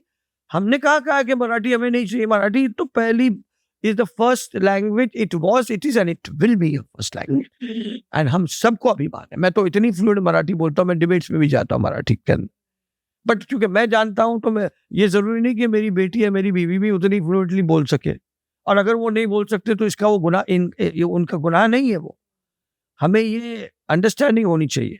आप अपने बच्चों को तो सीख देते हो विदेश की स्कूलों में, कोई बात नहीं है, हमें उससे कोई एतराज नहीं है। अगर आपके पास वो रसायन है आप दे रहे हो, बहुत अच्छी बात है। कब क्या आपके पैरों से जमीन खत्म हो चुकी है? आपके एक पार्टी है शिवसेना, उसके तो 20 से भी कम शायद चुने हुए प्रतिनिधि होंगे, और दूसरी पार्टी उनके तो कोई है ही नहीं, जनाधार ही नहीं है। तो अब खिसियानी बिल्ली खंबा नोचे, अब बचा क्या है? तो चलो कुछ नहीं तो चलो यही दुकान चला दो। लेकिन लोग महाराष्ट्र के जो है बड़े अक्लमंद हैं, ये समझते हैं कि विकास की राजनीति करने वाली पार्टी के साथ हमें जाना चाहिए। आज अगर आप महाराष्ट्र में अगर आप देखो, जो इंफ्रास्ट्रक्चर्स पर काम हो रहा है, जो पॉलिसीज आ रही है, जो महिलाओं को लेकर जो है पॉलिसीज है, युवाओं को लेकर पॉलिसीज है, किसान को लेकर जो पॉलिसीज है, हर विषय को लेकर सरकार सतर्क है और एक कामयाब पॉलिसी ला रही, इसलिए तो ये हताश हो चुके। अब क्या करें, हमारा तो काम धंधा बंद हो गया, शटर डाउन करने का वक्त आ गया है। हम जो सोचते हैं उसको तो वो करके निकल चुके हैं ऑलरेडी, वो पार कर चुके हैं। आज मुझे बताइए, महाराष्ट्र में इतनी भारी भक्कम जीत जो हुई है, ये क्या यूं ही हो गई है? इस सरकार ने जो मेहनत की है, you have to give it to honourable chief minister Devendra Fadnavis ji, also Eknath ji, Dadaji, इन्होंने एक अच्छा सिंक्रोनाइज करके एक खूबसूरत पैकेज तरीके से, एक अंडरस्टैंडिंग में, keeping their own personal agendas aside, they have come up with a progressive development plan for the state, and that is what appealed the people of Maharashtra, and that's why we are coming the absolute majority. कभी एक जमाने में पीछे जाया करता था, आज उसका एक स्तर और कद बहुत बढ़ गया है. There are people who want to invest in Maharashtra, and that is again a problem to the opposition. अरे हमने तो वो कहते ना, खुद को बच्चे होते नहीं तो दूसरों के बच्चे देखे नहीं जाते. अरे यार, ये तो गलत हो रहा है. हम तो हमारे जमाने में, हमारा 2.5 साल में तो कोई इन्वेस्टमेंट आया नहीं, अब यहाँ इन्वेस्टमेंट्स आने शुरू हो गए. तो जो इन्वेस्टर्स आ रहे उनको डरा कर, धमका कर, एक मन में शंका और किंतु पैदा करने के लिए ये एक प्रयास किया जा रहा है. लेकिन आप ये नहीं जानते हो कि इस राष्ट्र की जो जनता है वो ये समझती है कि ये जो पैतरेबाजी आप कर रहे हो, इससे हमारा ही नुकसान है. अब देखिएगा अगले चुनाव में, महानगर, ज्यादा दूर नहीं, महानगर पालिका इलेक्शन में मुंह के बल गिरेंगे ये. अरे who wants to see these titbit fights? और एक तमाचा मारो, वो सारे चैनल वही दिखाए जा रहे हैं. कौन सी बहादुरी कर ली तुमने? एक किसी कमजोर इंसान को जो बेचारा सेव पापड़ी बेच रहा है या रिक्शा चला रहा है या उबा ओला चला रहा है, वो आप उस पर अपनी, आप एक आदमी के पास 20 जन जाओगे अपना झंडे और डंडे लेकर, फैंटम या टार्जन होगा, वो भी डर जाएगा. आप दहशत फैलाने का काम कर रहे हो. दहशत गर्दी बिल्कुल नहीं चलेगी, और महाराष्ट्र में तो बिल्कुल भी नहीं. और हमारे जो मुख्यमंत्री है देवेंद्र फडणवीस जी ने, he is going to deal with this with an iron fist. Anyone found doing such things of troubling और कमजोरों को दबाने की जो कोशिश करेगा या पिछड़ों को पीछे ले जाने की कोशिश करेगा, तो आज की जो सरकार है देवेंद्र फडणवीस जी के नेतृत्व में, ये कतई बर्दाश्त नहीं करेगी. और आप देखोगे ये जो उन्होंने कर दिया, ये अब क्या, मीडिया को तो एक चाटा लगाने वाले व्यक्ति के 10 एंगल दिखाते हुए उसमें वही मीडिया इतनी दहशत क्रिएट कर जाती है और वही उनका बार भी बढ़ा रही है. अरे क्या कर दिया उन्होंने, इतना क्या अब बहादुरी का काम कर दिया आपने. एक चाहिए जहाँ 500 लोग का झुंड है, वहां भेजिए आपके 500 लोग, और 500 से लड़के फिर जीत के निकल के वहां से उस मैदान से जाए, उनको मैं समझूंगा कि आपने जीत कर गए हैं इस मैदान से. ये नहीं कि एक कमजोर आदमी बेचारा जो दूसरे राज्य से आया हुआ है, अतिथि देवो भव बेचारा जो हमारे लिए काम कर रहा है, ये जो छोटे काम है जो शायद यहाँ के स्थानिक लोग नहीं कर पाते, वो बेचारे ये लोग क्लीनिंग हो, गाड़ियों का क्लीनिंग हो, आपके भांडी घसने वाली बेचारी हमारी महिलाएं जो अन्य राज्यों से आके यहाँ पर अपना जिंदगी गुजारती, यहाँ बच्चों को पढ़ाती है, स्कूलों में, कॉलेजों में उनको तालीम इल्म दे रही है, उनके शौहर के साथ या उन महिलाओं के साथ आप ऐसा बेसलूक करोगे तो ये राज्य की जनता ये कभी नहीं बर्दाश्त करेगी. Renowned publication which is coming out with a book on you, and I believe the title is From Delivery Boy to Deliverer. Can you tell us more about this? Well, I'm very surprised that you have got to know this. It's yet not out. It's very much under wraps, and I think my team is just visiting that, and we are looking at how this would shape up, because it's a little inspirational journey about my life as to how we started from a delivery boy. So the publication has transformed this from a delivery boy to a deliverer as a title head of the book. But again, because it envisages various stages of of my life, and as in things that should inspire should go out, you know. कहते हैं ना, जिसके पेट में आग होती है वही आदमी बड़ा बन सकता है, और इस देश ने ये साबित कर दिखलाया। आपने देखा होगा, अगर एक चाय वाला जिसे लोग तरह तरह की बातें कहा करते थे और क्या नहीं कहा जाता था एक जमाने में, आज वो देश का प्रधानमंत्री नहीं बल्कि अंतर्राष्ट्रीय स्तर पर एक अंतर्राष्ट्रीय नेता की शक्ल में हम सब उसे देख रहे हैं। उसका हमें गर्व भी है। मध्य वर्ग से आने वाले लोग हैं वो, अगर मेहनत मशक्कत करके एक मकाम पर, एक स्थान पर पहुंच सकते हैं, तो क्यों ना ये संभव किसी महानगर पालिका के स्कूल के बच्चे के लिए हो सकता है। और अगर आप देखोगे आने वाले दिनों में भी ज्यादा कामयाबी वही पाएंगे जो छोटे घरों से आते। छोटे घरों का मतलब, मेरा मतलब ये नहीं कि कोई छोटा होता है या बड़ा होता है, मतलब एक ऐसे इकोसिस्टम से आ रहे जहां उन्हें सारी चीजें नहीं मिलती। क्यों? तभी जाके उसके पेट में वो भूख, वो आग होती कि नहीं मैं ये पाना चाहता हूँ। जिसको ऑलरेडी जो पैदा ही हुआ है एयर कंडीशंस में, जो सारी सुविधाओं में पैदा हुए लोग, उनमें शायद हो सकता है मैं भी जो भी छोटे से स्थान पर आज यहाँ पहुंचा हूँ कि आपने मुझे इस पॉडकास्ट पर मधु किया या इनवाइट किया है, तो इसलिए क्योंकि मैं एक साधारण घर से आने वाला आदमी हूँ और एक सेल्फ मेड होने का अभिमान। मेरा एक इंटरव्यू था टाइम्स ऑफ इंडिया में जहाँ पे मैंने ये मेंशन किया, तो कुछ बहुत बड़े उद्योगपति लोग थे या बहुत बड़े लोग जो जिनके मैं कभी कैसेट दिया करता था, या मैं कई महफिलों में जाता हूँ तो ये बात की जिक्र करता हूँ, I am always in a very pleasant company, so I say यार यू नो मैं तो आपके यहाँ कैसेट दिया करता था वगैरह। तो वो मेरे मुंह पे हाथ रख दे, अरे यार आसिफ भाई ये अब बोलना बंद कर दीजिए। मैं कहा क्यों? मैं नहीं कहूँ भाई, मैंने कुछ किसी का यहाँ डाका डाला है, या मैंने किसी से उधार लिए हैं, या मैंने किसी कर्जा लिया है? मैं मेहनत मशक्कत करके हर घर जाके कैसे डिलीवरी करते करते यहाँ तक अगर पहुंचा हूं, तो मुझे इस चीज का अभिमान है और मुझे गर्व है। और ये बात हर व्यक्ति जो सामान्य घर से आता है उसने ये सोचना चाहिए, ये नहीं उसने सोचना चाहिए कि मुझे आसिम हमला बनना चाहिए, या उसने किसी को भी अपना रोल मॉडल या आइडल बना देना चाहिए जो इस किस्म से मेहनत मशक्कत करके एक मकाम पाता है। क्योंकि भाई बड़ी तकलीफें होती हैं, बड़े लोग नीची नजर से देखा करते हैं जब आप एक साधारण घर से आते हो, बड़ी आलोचनाएं सहनी पड़ती है कि भाई तुम तो बड़े ख्वाब देख रहे हो, तुम तो ये बनना चाह रहे हो, तुम तो वो बनना चाह रहे हो। बहुत सारे ताकतवर लोग आपको दबाकर आपको नीचे दबाने की और ठूसने की कोशिश करते हैं, और उसमें अगर आप उभर कर निकलते हो तो then you are a winner. So I think this book, which I don't know how far it's going to go, it's just I don't know how you got to know it, but I appreciate that. But it's in the pipeline, and we're seeing how we should take this, because that is going to be that's going to exhibit the reality of life, which gives hope to any normal person who is कि आप मायूस मत होइए। मैं खैर अभी भी ये नहीं मानता कि मैंने कोई बहुत बड़े स्तर पर पहुंचा, मुझसे भी बहुत आगे बहुत सारे लोगों ने बहुत बड़े बड़े स्तरों पर पहुंचे, किसी को भी आप ले लीजिए।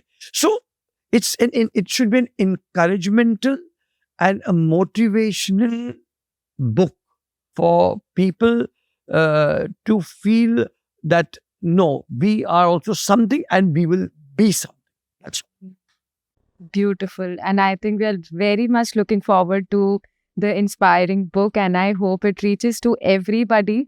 And I myself, it's very, very, very motivated and inspired by your journey.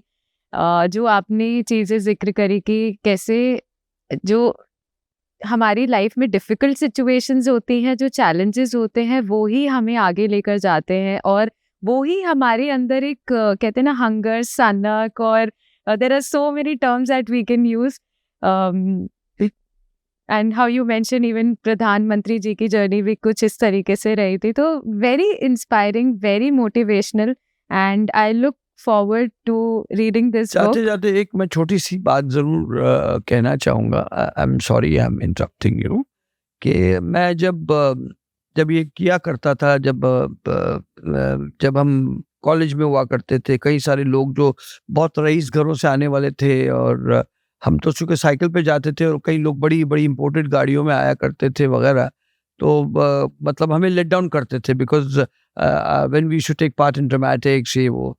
तो मैं लोगों को अक्सर एक छोटा-सा शेर अर्ज़ किया करता था कि मुझे जानकर मेरे बारे में राय कायम ना करना, मुझे जान के मेरे बारे में राय कायम ना करना, मेरा वक्त बदलेगा, आप अपनी राय बदल दोगे। क्या बात है। वाह। So I think that should be it. Thank you so much. Thank you so much. Such a pleasure being a part of this, and thank you so much for making me deem fit to be here on this platform. And I hope people see this and also promote this beautiful, podcast. Thank you so much. Please इस channel को subscribe करना ना भूलें। हम आपके support से और भी बेहतर गेस्ट हम अपने प्लेटफॉर्म पर ला सकते हैं। Please share this episode with all your friends and families and don't forget to like and comment.